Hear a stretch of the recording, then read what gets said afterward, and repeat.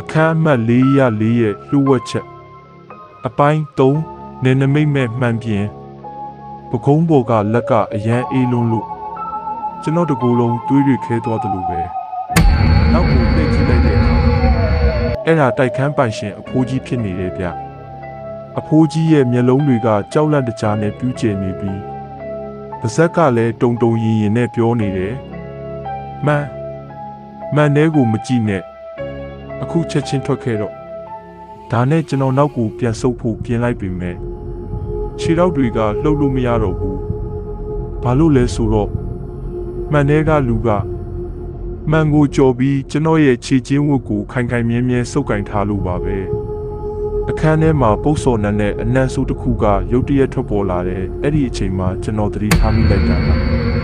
ကျွန်တော်ကိုလာကိုင်းတဲ့အဖိုးကြီးကရုတ်တရက်ပုံစံပြောင်းသွားပြီးလက်မှာလဲအသားတွေမရှိတော့ပဲအယိုးစုကြီးပဲဖြစ်နေတာဗျဒီအခန်းထဲရောက်လာတဲ့သူတိုင်း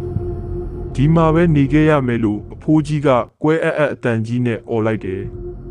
မှန်တဲ့ကကျွန်တော်ပုံစံတူလူကလည်းမှန်တဲ့ကနေတကိုယ်လုံးထွက်လာပြီးကျွန်တော်ရဲ့မျက်နှာကိုလက်နဲ့အုပ်လိုက်ပါတော့တယ်အရာအလုံးမှောင်တိကျသွားတယ်ကျွန်တော်ပြန်နိုးလာတဲ့အချိန်မှာကျွန်တော်ကမှန်တဲ့ကိုရောက်နေပြီးမှန်ပြင်အပြင်ဘက်မှာကျွန်တော်မျက်နှာနဲ့တယောက်ကအိပ်ရာပေါ်မှာအေးအေးဆေးဆေးအိပ်နေတာကိုမြင်လိုက်ရတယ်ကျွန်တော်ဘလို့ပြန်ထွက်ရမလဲအပိုင်း၄မှာဆက်လက်နားဆင်ပေးပါဖော်လို့လုပ်ခဲ့ကြပါဦးဖော်လို့မလုပ်ပါကညကြရင်အခန်းထဲလာချောက်မယ်နော်